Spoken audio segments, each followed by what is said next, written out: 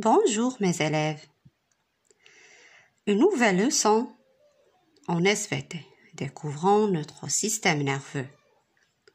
Donc, tout comme l'appareil digestif te permet de digérer et l'appareil respiratoire te permet de respirer, c'est le système nerveux qui donne des ordres à ton corps pour faire des mouvements. Donc, découvre comment ce système permet à Khawla d'éviter une flaque d'eau. Le système nerveux. Son cerveau reçoit, donc, Khawla voit une flaque d'eau devant elle. Son cerveau reçoit le message qui lui est envoyé par ses yeux. Après, le cerveau de Khawla envoie à son tour un autre message. Ordre, par la moelle épinière.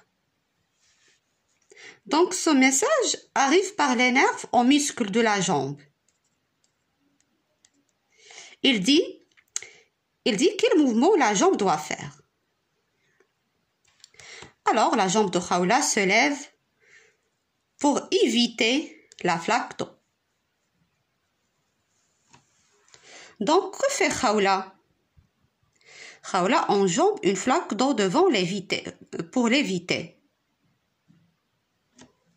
Quels sens avertit Khawla qu'il y a une flaque d'eau devant elle? Donc, c'est la sens de la vue qui avertit Khawla qu'il y a une flaque d'eau devant elle. C'est la sens de la vue.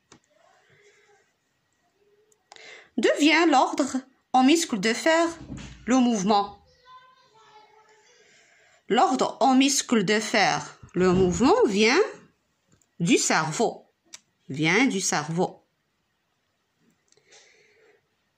Pourquoi le message passe-t-il pour aller du cerveau vers les muscles?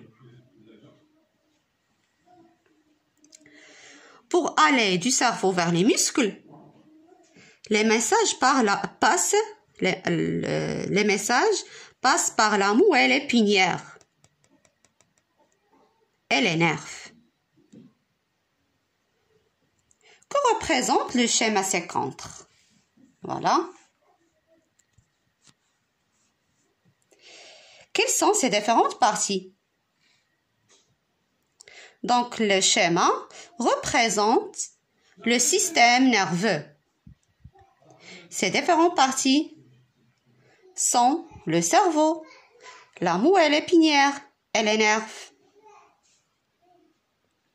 Où se trouve le cerveau? Le cerveau se trouve dans la crâne. Donc, le cerveau doit se reposer parce que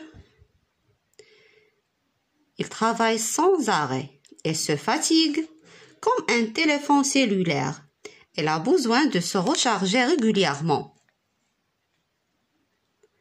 Par exemple, si le téléphone n'est pas rechargé en électricité, il arrête de fonctionner ou fonctionne au ralenti.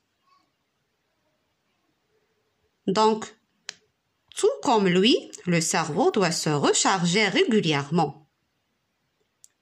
C'est le sommeil qui assure cette recharge et donc son bon fonctionnement.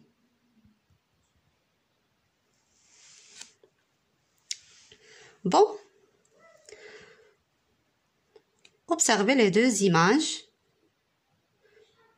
et les deux enfants. Lequel de ces deux enfants ne va-t-il pas dormir suffisamment?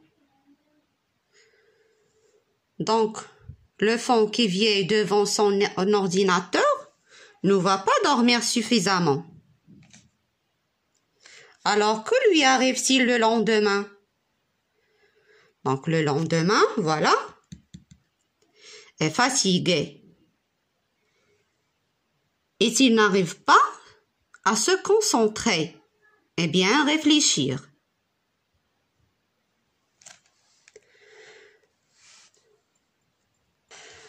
De combien d'heures de sommeil as-tu besoin? Donc, le savais-tu? Un enfant en CE2 comme vous a besoin de 10 à 11 heures de sommeil en moyenne chaque nuit. C'est bon? J'ai appris. Le système nerveux comprend le cerveau, la moelle épinière et les nerfs. Le cerveau donne des ordres à notre corps. Le cerveau se fatigue. Grâce au sommeil, il se repose. Bon, donc comme d'habitude, réalisez, je fais le point à la page 67. Et bon courage à tout le monde.